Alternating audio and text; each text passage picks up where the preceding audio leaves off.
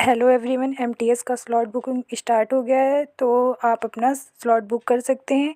My application पर जाने के बाद आप सेलेक्ट सिटी पर क्लिक करेंगे। थोड़ी देर लोडिंग लेगा। लोडिंग लेने के बाद ब्लॉक 1, ब्लॉक 2, ब्लॉक 3 ऑप्शन खुलेगा। तो आप कोई भी ब्लॉक अपनी डेट, एग्ज़ाम डेट के अकॉर्डिंग चूज़ कर सकते हैं। जैसे मैंने यहाँ पर ब्लॉक 2 चूज़ किया है। उसके बाद हम नेक्स्ट करेंगे। नेक्स्ट करने के बाद सिटी का ऑप्शन खुलेगा, तो आप कोई भी सिटी अपने अकॉर्डिंग चूज़ कर सकते हैं। चूज़ करने के बाद हम नेक्स्ट पर क्लिक करेंगे। नेक्स्ट पर क्लिक करने के बाद ओटीपी पर क्लिक करेंगे। आपके फ़ोन में एक ओटीपी आएगा, यहाँ पर ओटीपी डालेंगे।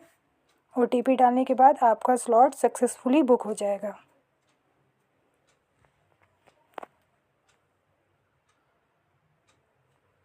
बस अभी डाल दो।